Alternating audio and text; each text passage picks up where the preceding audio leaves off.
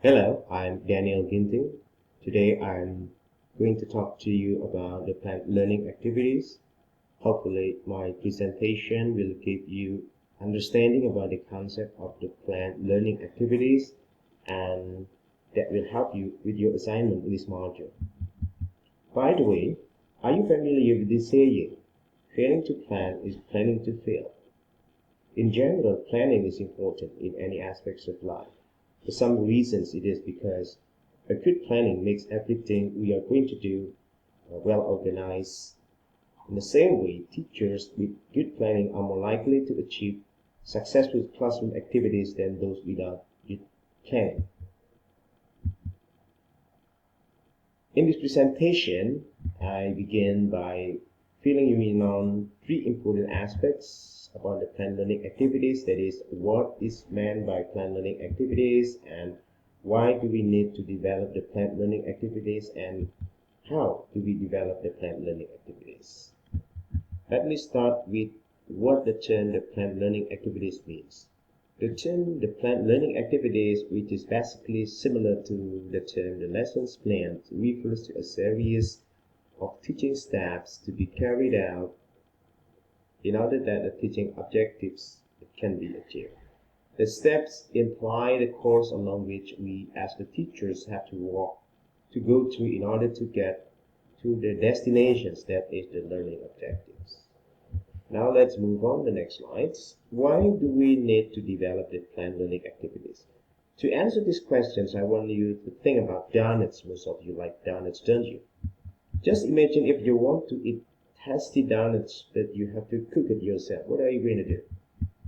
Then at least you have to think about which ingredients you are going to use when making donuts, how much sugar, salt, and even oil are you going to put in the cooking. Moreover, you have to make it sure if you cook it properly. In the same way, language instructors need to think about how to make your teachings tasty. So, making the planned learning activities is the answer to that question. In reality, there are a number of benefits you obtain by preparing the planned learning activities. For example, first, the planned learning activity produces more unified lessons. Lessons planning gives you the opportunity to think deliberately about choice of the lesson objectives, the types of activities, and the sequence of the activities, and even the materials, how long each activity might take, and so on.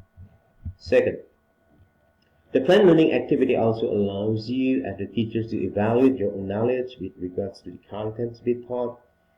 If you have to teach, for example, a very difficult topic such as a complex grammatical structure, but you are not sure of the rules, then you would become aware of this during the lessons planning. Then you can take steps to acquire the necessary information. And next, teachers with a plan are more confident since they are clear on what needs to be done and how and when. The lesson tends to flow smoothly. It is because all the information has been gathered and the details have been decided upon beforehand. Next, I'd like to talk about how to develop the planned learning activities. The followings are generally accepted features that should always be considered when designing planned learning activities. For example, the general information, the objectives, the materials or resources, and the procedures. Now let me start talking about the general information. So the general information you put in your planned learning activities commonly serves a brief description given for purposes of identification, such as the date, the names of the class, the student's level, the unit title, the lesson's title, the durations of class. Now let's move on to discussing the learning objectives. Thinking about the learning objective is basically the same when we're thinking about where to go on vacation. Suppose you want to spend your holiday in Paris and there are some ways to get there, for example, going by ship or going by plane. Going by ship would cost you less money than going by plane. In the same way, you could get to Paris by plane more quickly than by ship, but then it would cost you much money. Which one is more effective? It's up to you to decide. The learning objective is a statement of the measurable learning that is intended to take place as a result of instruction. Note that there are some important characteristics of the word measurable learning, especially when it comes to creating your learning objectives. First, the word measurable learning concerns the observable behavior, that is, what your students are able to do with your teaching.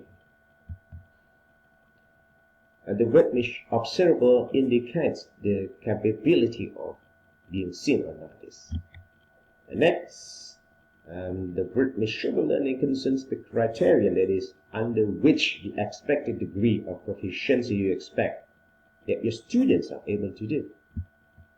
Third, the word measurable learning also concerns the condition, under which condition you expect that your students are able to do. Let me simplify my explanation by giving you an example. For example, as you look at the screen, there is a statement. With the Socrative mobile apps, the students are able to recognize the use of the simple present tense without errors. Can you identify an observable behavior element in this learning objective? Yes. There you can have the term, the students are able to recognize the use of the simple present tense as the observable behavior element. Again, with the same learning objective, which one is considered as the condition? Yes. You can find that. The term with the Socrative mobile apps are considered as the condition. Okay, now the last one. Which one is considered as the criterion? Alright, there you go. The term without error as the criterion. When discussing the learning objective, do you actually intend to develop something in your students? As you look at my learning objective, there are actually concerned building up my students' mental or cognitive learning. That is comprehension, as indicated by the verb recognize. According to the work of Rob Tiller and Benjamin Bloom in the 1950s, mental or cognitive learning can be understood as a hierarchy, beginning at the concrete level and moving to the more abstract. And Bloom's idea was then extensively discussed and completed by Anderson and Treadwell 2001, arranging their cognitive skill structure from the simplest to the most complex, and it looks like this. Remembering, understanding, applying, and then analyzing, evaluating, and the last one is creating. So the higher, the more difficult. Including cognitive learning, 3 domains of factor knowledge of learning have been developed for each of the major types of learning: cognitive learning, affective learning, and psychomotor learning. Cognitive learning relates to knowledge and mental skills. Affective learning involves feelings and emotion. This type of learning relates to the attitudes, beliefs, interests, or values that the students will acquire as a result of the lessons, such as developing appreciation for a particular musical style, and so on. Psychomotor learning involves the acquisition of physical skills, like kinesthetics. Okay, now let's move on, and I'd like to talk about the materials or resources. Well, materials basically include anything which can be used to facilitate the learning of a language. They can be presented in print, live performance like movies, cassettes, CD-ROM, the internet, mobile phones. So, in short, They are instructional materials since they serve as the basis for much of the language input learners receives and the language practice that occurs in the classrooms. Since the module 3 is about the mobile apps, then you need to think about which mobile apps you are going to use. Why do you use these apps? Are there any strong reasons you have them use this kind of mobile apps? Okay, now let's talk about a lesson procedure. A lesson procedure is a model that represents a continuous teaching style in which each learning concept builds on the previous one, serving as the instructional roadmap for instruction. There is an acronym WIPPEA that helps you to think about the lesson procedure. So W represents warms up, and then I, introduction, and then P, presentation, P, practice, E, evaluation, and A, application. So presentation. So here, warm up. Assesses prior knowledge by reviewing practice material relevant to the current lesson. Introduction. You need to provide a broad overview of the content and concepts to be taught and focuses the learner's attention on the new lessons. And then presentation. You need to teach the lesson contents and concepts. Practice.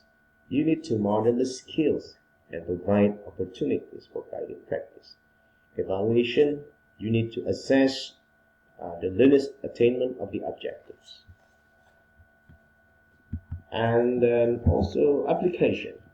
Application provide activity that help learners apply their learning to a new situation or context beyond the classroom and connect it to their own life. Okay, thank you very much for watching.